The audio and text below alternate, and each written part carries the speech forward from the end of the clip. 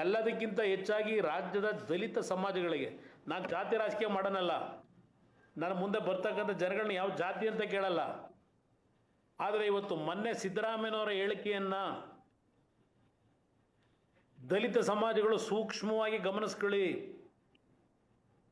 ಕಳೆದ ಚುನಾವಣೆಯಲ್ಲಿ 136 ಸೀಟ್ ಕಾಂಗ್ರೆಸ್ ಬರಬೇಕಾದ್ರೆ, ನಾವು 19 ಇಳಿಬೇಕಾದ್ರೆ 40ರಿಂದ ಯಾವ ದಲಿತ ಸಮಾಜಗಳು ಖರ್ಗೆ ಅವರನ್ನು ಕಾಂಗ್ರೆಸ್ನ ರಾಷ್ಟ್ರೀಯ ಅಧ್ಯಕ್ಷರಿದ್ದಾರೆ ಅವ್ರಿಗೆ ಗೌರವ ತರಬೇಕು ಅಂತ ಹೇಳಿ ಆ ಸಮಾಜದ ಸಂಘಟನೆಗಳು, ಆ ಸಮಾಜದ ನಿವೃತ್ತ IAS ಅಧಿಕಾರಿಗಳಿರ್ಬೋದು, ಇಡೀ ರಾಜ್ಯದಲ್ಲಿ ಕಾಂಗ್ರೆಸ್ ಪಕ್ಷಕ್ಕೆ ಮತ ಹಾಕಬೇಕು ಅಂತ ಹೇಳಿ 100ಕ್ಕೆ 90 ಭಾಗ ಮತ ಕೊಡಿಸ್ತೀರಿ.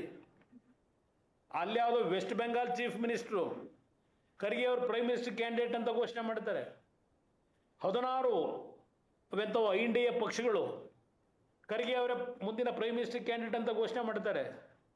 ಒಬ್ಬ ಕನ್ನಡಿಗ, ನಾನು ದಲಿತರು ಅಂತ ಹೇಳಲ್ಲ, ಒಬ್ಬ ಕನ್ನಡಿಗ ಇವತ್ತು ಅಲ್ಲೆಲ್ಲೋ ಬೇರೆ ರಾಜ್ಯದವರು ಪ್ರಧಾನಮಂತ್ರಿ ಮಾಡಲಿಕ್ಕೆ ಕ್ಯಾಂಡಿಡೇಟ್ ಮಾಡಬೇಕು ಅಂತ ಘೋಷಣೆ ಮಾಡಿದ್ರೆ, ಸಿದ್ದರಾಮಯ್ಯನವರೇ, ಅಹಿಂದ ನಾಯಕರು,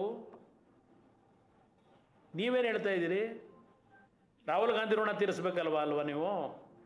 ಮಲ್ಲಿಕಾರ್ಜುನ್ ಖರ್ಗೆದಾಗಲಿ ಪರಮೇಶ್ವರದಲ್ಲಿ ಋಣ ತೀರ್ಸಕ್ಕಿಲ್ಲ. ಪಾಪ ಪರಮೇಶ್ವರನ ಈ ಪಾಪ ಚೆನ್ನಾಗಿದ್ದಾರೆ ಅವರೆಲ್ಲ.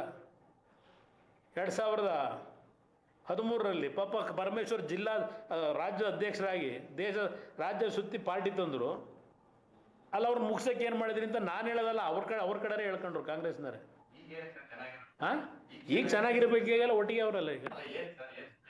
ಹಾಂ, ಗೊತ್ತಿಲ್ಲ ನನಗೇನೋ 3 ಡೆಪ್ಟಿ CM ಬೇರೆ ಮಾಡ್ತೀವಿ ಅಂತ ಹೇಳೋರಲ್ಲ. ಒಬ್ರು ಬೇಡ, ಒಬ್ರು ಕಡಿಮೆ ಇದೆ, 3 ಮಾಡಬೇಕು ಅಂತ ಈಗ ಹೊರಟವರಲ್ಲ. ಇವತ್ತು ದಲಿತ ಸಮಾಜಗಳಿಗೆ ಇವರು ಅಹಿಂದ ಹೆಸರು ಹೇಳ್ತಾರಲ್ಲ, ಅಧಿಕಾರ ಹಿಡಿಯೋವರೆಗೆ ಅಹಿಂದ, ಅಧಿಕಾರ ಹಿಡಿದ ಮೇಲೆ ಅಹಿಂದ ಹಿಂದೆ, ನಾನು ಮುಂದೆ. ಇದು ಸಿದ್ದರಾಮಯ್ಯನವರ ಪಾಲಿಸಿ ಸಿದ್ಧಾಂತ. ಇವತ್ತು ಸಂತೋಷವಾಗಿ ಪೂರ್ಣ ಮನಸ್ಸಿನಿಂದ ಒಬ್ಬ ಕನ್ನಡಿಗ ಪ್ರಧಾನಮಂತ್ರಿ ಆಗಲಿ ಅಂತಕ್ಕಂಥದ್ದಕ್ಕೇನು ಆಗೋದು ಬಿಡೋದು ಮುಂದೆ ಹಣೆ ಬರ.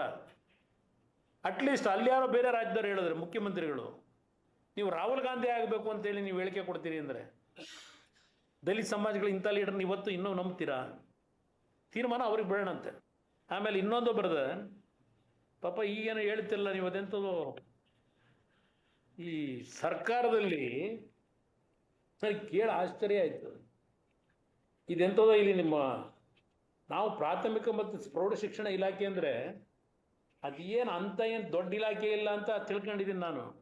ಅದರಲ್ಲಿ ಏನು ಅಂಥದ್ದೇನು ಇಲ್ಲ ಅಂತ ಹೇಳಿ